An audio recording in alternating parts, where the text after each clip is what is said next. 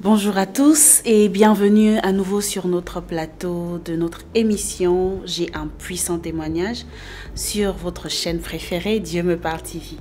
Alors ce soir nous retrouvons un autre invité, un frère qui a un témoignage puissant à nous partager et qui, j'en suis sûre, bénira plus d'un.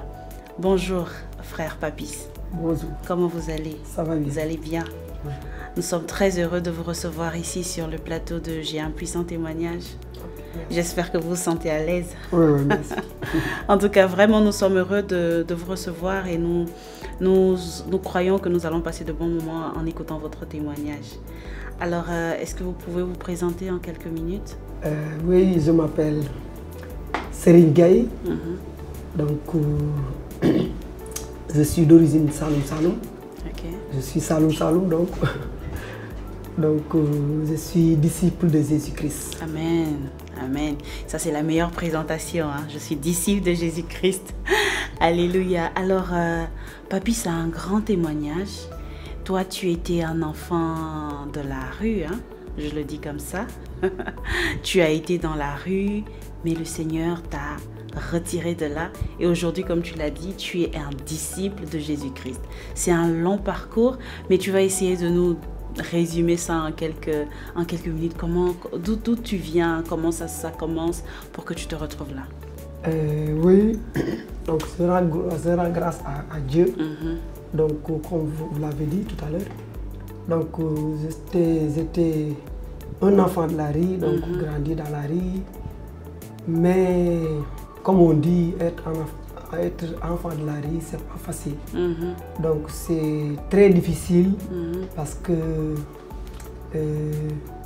j'étais vraiment un enfant, je peux dire, triste. Parce que souvent, je vivais dans l'angoisse et c'était vraiment terrifiant.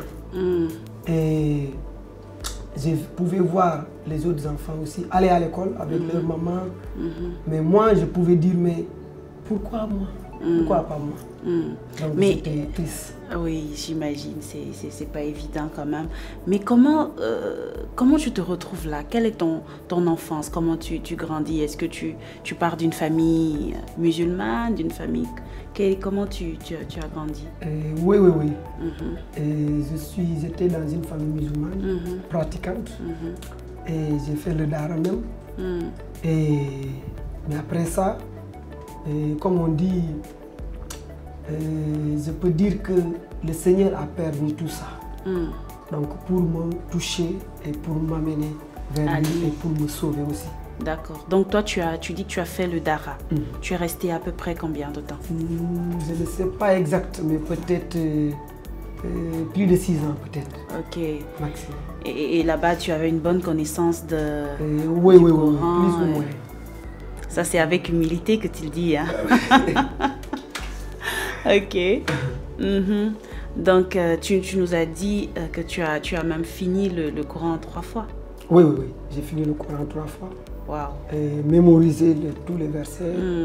Donc, mais Dieu m'a aidé en tout cas dans tous ces détails-là. Oui, ça veut dire en fait que ce que ça nous permet de voir, c'est que tu étais vraiment en fait engagé et tu pratiquais en fait ta religion. Oui, bien sûr. Bien sûr, comme tout enfant. Donc, on pouvait aller faire tout ce qu'on pouvait faire. On était fiers aussi de ça. Mais comme on dit, malgré ça, on avait toujours du mal à, comme on dit, de se soumettre. On avait toujours du mal à, comment on dit, respecter vraiment, je peux dire, la parole de Dieu. Ça veut dire que de vivre une vie vraiment épanouie, ou bien une vie de sainteté, tout ça. Mais c'était vraiment difficile, malgré ça. Ok. Et comment tu quittes le dara pour te retrouver dans la rue? Qu'est-ce qui s'est passé? Je peux dire que tout ça, c'est le plan de Dieu. Parce que moi-même, au début, je ne pouvais pas penser à ça. Mais après, comme on dit, c'est subi des choses. Et après, j'étais vraiment obligé de quitter. Donc, dès que j'ai quitté, j'étais vraiment, je peux dire, tombé dans la rue encore. Donc là aussi, c'était plus difficile même après. Donc vraiment tu as eu, à ce que tu nous dis, ton enfance n'était pas facile en soi. Tu es passé de rebondissement en rebondissement jusqu'à te retrouver dans la rue. Et comment tu sors de là finalement? Oui. En tout cas, mon enfance était vraiment très difficile. Mais comme on dit toujours que il y a des choses que Dieu permet dans nos vies juste pour nous sauver. Parfois on pense que Dieu nous a oubliés. Quand j'étais enfant, je pouvais penser ça tout le temps. Pour dire que Dieu m'a oublié parce que j'ai vraiment souffert. Et dans la rue aussi c'était la même chose, ça devient même pire. Parce que comme on dit, on était vraiment dans la drogue, tout ce qui est vol, l'agression, toutes ces choses par groupe. Et là maintenant, le Seigneur m'a fait grâce vraiment. Et le Seigneur m'appelait, mais je ne pouvais pas comprendre et entendre ou bien distinguer sa voix pour venir. Donc, mais le Seigneur était en train de faire vraiment de grandes choses dans ma vie en ce moment-là même. Donc, c'est lui qui a permis que se passe dans ces mêmes moments-là. Donc, et c'est lui aussi qui m'a retiré de là-bas. Mais quand même, je vous dis la vérité, j'ai souffert là-bas. Avec des amis aussi, des enfants de 12 ans, 15 ans, 20 ans, tout ça. Et à cette époque-là, toi, tu avais à peu près quel âge? Je ne sais pas exact, mais peut-être, je peux dire 9 ans ou 10 ans, 11 ans. Wow. Je peux dire, mais je ne sais pas exactement. Exactement. Donc, c'était vraiment difficile pour toi. Et comment tu sors de là? Tu as eu... le Seigneur a utilisé qui pour te faire sortir de ce... Le Seigneur a utilisé je peux dire, des chrétiens évangéliques, pour m'aider donc dans la rue, surtout pour, c'est comme s'ils venaient m'aider surtout pour me donner peut-être la nourriture, me soigner, me donner l'espoir encore, parce que je n'avais pas l'espoir, je n'avais pas vraiment l'espoir, j'avais peur aussi de la mort, je me disais tout le temps, si je meurs aujourd'hui, j'irai où? Si je meurs aujourd'hui, je pouvais me poser tant de questions sur ça. Et j'étais toujours terrifié à cause de ces pensées-là.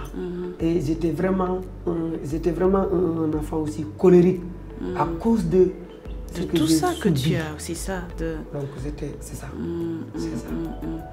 Oui, donc des chrétiens évangéliques, des missionnaires, tu nous disais, sont venus, tu parlais d'un centre. C'est ça, oui. Il y avait un centre qui était là pour accueillir les enfants de la rue, c'est ça? Oui, bien sûr. Et tu allais dans ce centre-là et tu recevais là-bas de l'amour quand même. Bien sûr, oui. Et ça a fait toute la différence pour toi. En fait, là-bas même, c'est un ami de la rue encore qui m'a amené là-bas. Un ami de la rue? Voilà. Wow. Parce que pour nous, on était une famille. Parce que tout le monde se voyait comme vraiment, comme on dit, des frères et sœurs, des frères, je peux dire des frères. Donc on vivait la même chose, on mangeait la même chose et on faisait ensemble aussi la même chose, matin, midi, soir. Donc c'était une vie vraiment difficile, très difficile. Mais c'est à travers cette vie-là que Christ est venu. Alléluia. J'aime beaucoup, à chaque fois tu répètes cette phrase-là. Le Seigneur a permis ça pour te sauver. Le Seigneur a permis ça pour... Et je bénis le Seigneur pour ça parce que c'est ce regard-là qui aujourd'hui peut être encourageant pour quelqu'un qui peut-être se dit je passe une situation tellement difficile, Dieu m'a abandonné. Mais de savoir que le Seigneur permet chaque chose pour au final nous faire du bien, nous sauver, c'est un bon regard quand même. Donc pour revenir à ton témoignage, donc tu es allé dans ce centre-là où tu as reçu des soins, tu as reçu de l'amour, et pour toi c'était quelque chose de nouveau en fait, d'avoir des personnes comme ça qui se préoccupent pour toi, qui te donnent à manger, et comment toi tu te sens avec ça? Oui, en fait, d'abord, moi j'étais d'abord quelqu'un qui n'aimait pas les chrétiens. Que tu sois catholique, évangélique, donc je n'aimais pas les chrétiens.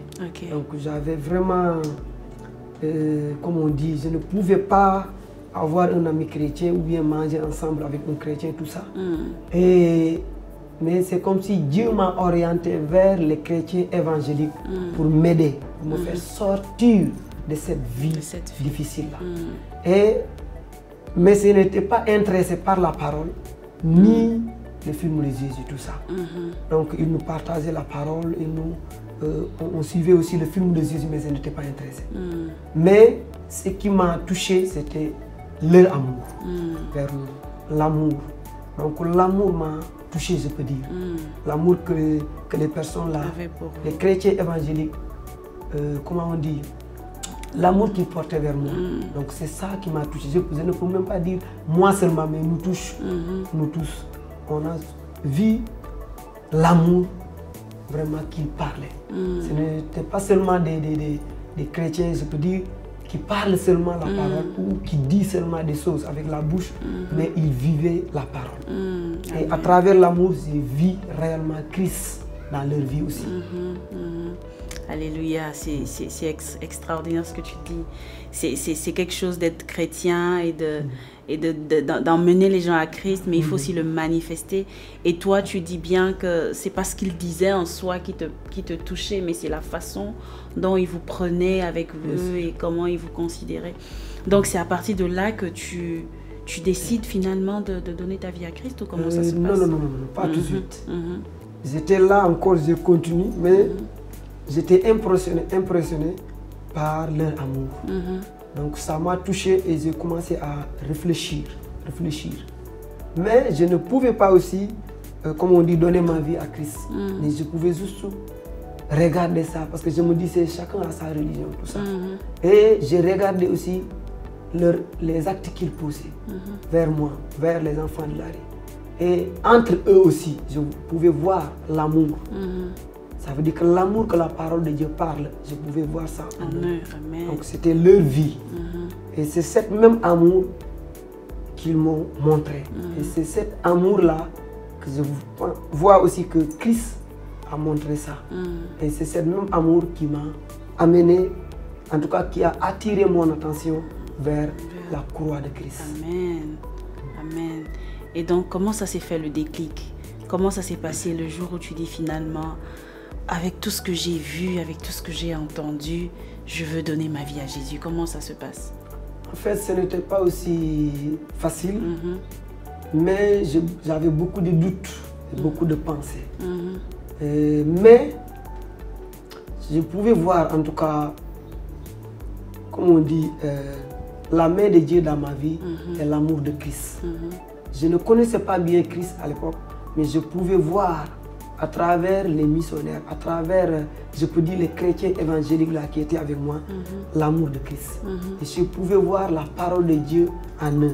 Et là, maintenant, je disais dans ma tête, je vais juste essayer. Je vais juste essayer pour voir. Mais à travers ça, je vois que Dieu m'a révélé beaucoup de choses à travers des rêves. J'ai vu beaucoup de rêves.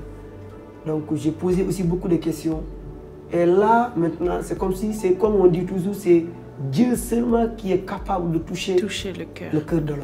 Parce que le cœur de l'homme est corrompu depuis sa naissance. Donc Dieu a touché mon cœur.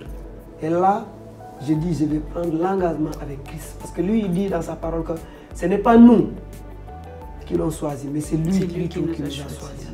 Donc, je commence à marcher avec Christ. Mais ce n'était pas aussi facile parce que je peux dire que je pouvais faire aller-retour, je peux dire, des va-et-vient. Donc, je n'étais pas stable parce que je ne connaissais pas, je peux dire, réellement la parole de Dieu, ni Christ réellement. Je n'avais pas vraiment une vie, comme on dit, la vie Zoé, pas ça. Mais c'est comme si je faisais des efforts surtout pour marcher avec Dieu. Parce que pour moi, à l'époque, marcher avec Dieu, c'est surtout faire des actes, poser des actes par ma propre force. Mais après, je me suis rendu compte que c'est pas ça. En tout cas, c'est déjà arrivé à ce niveau-là, avec ton passé, et te dire, toi qui dis que tu n'aimais pas les chrétiens, que tu ne supportais même pas leur présence, ne supportais même pas de passer à côté d'une église, hein, et arriver à ce niveau-là de dire, je veux essayer, je pense que c'était déjà quelque chose d'extraordinaire. Oui. Parce que le Seigneur avait déjà fait un grand travail. Et même si, comme tu le dis, ça n'a pas pris, mais vraiment en force tout de suite, mais je pense qu'arriver déjà à décider ça, de dire je vais essayer de marcher avec Christ, c'est déjà un grand miracle qu'il a fait dans ta vie. Quand on voit le parcours que tu nous racontes, de là où il t'a fait passer, d'arriver à ce niveau et de dire je veux essayer Jésus, je vais essayer de marcher avec Jésus, je pense que c'est déjà quelque chose d'extraordinaire. Et moi, ça me touche mais profondément, parce que je me rends compte qu'en fait, il n'y a personne qui puisse se dire là où je suis, c'est tellement pire que Dieu ne peut pas me voir là. Même dans le noir, j'ai entendu cette phrase que les gens disent souvent, dans le noir, une fourmi noire sur un rocher noir, dans le noir. Dieu voit. Et Dieu t'a vu depuis quand tu étais dans le Dara, quand tu es allé dans la rue, le Seigneur te voyait. Et ça, c'est extraordinaire. Donc, je pense que ton témoignage également peut encourager quelqu'un qui est dans la rue ou qui est dans une situation qu'il considère comme étant fatale, de se dire que Dieu me voit. Et qu'est-ce que toi, tu peux également dire? Qu'est-ce que toi, tu peux, avec ce que tu as de ton expérience, qu'est-ce que tu peux dire à une personne comme ça?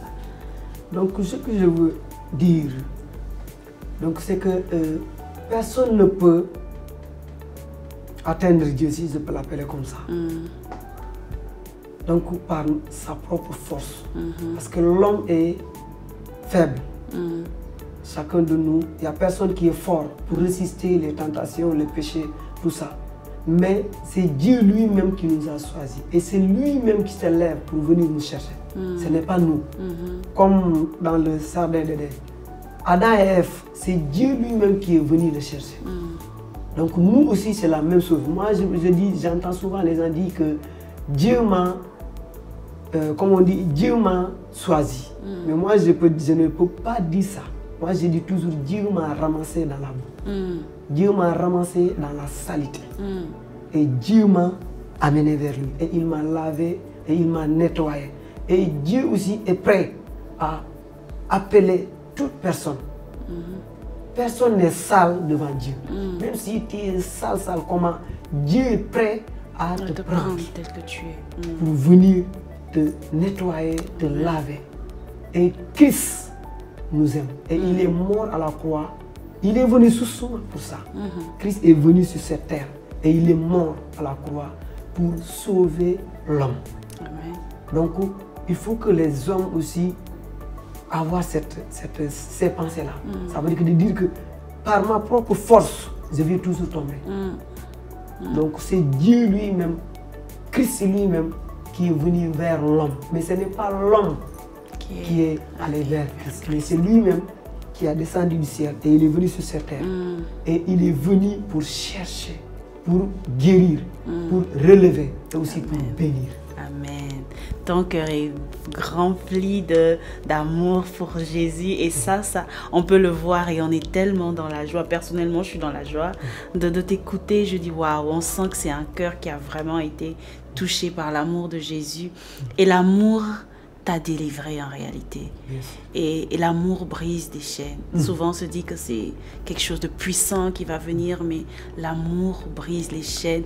Et je souhaite à toute personne qui regarde cette vidéo de savoir que l'amour de Dieu est disponible.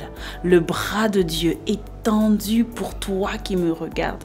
Le bras de Dieu, l'amour de Dieu est disponible pour te prendre là où tu es et pour te faire du bien. Chacun de nous a expérimenté ça. Tu peux l'expérimenter également. Et nous sommes dans la joie encore ce soir. Et nous bénissons le Seigneur en tout cas pour la vie de notre frère Papis. Que Dieu te bénisse. Merci de nous avoir richement bénis avec ton témoignage. Et nous prions qu'il bénisse beaucoup plus d'autres personnes. Et vous également, nous vous invitons à nous rejoindre la prochaine fois avec un autre témoignage qui sera encore très, très, très édifiant. Que Dieu vous bénisse.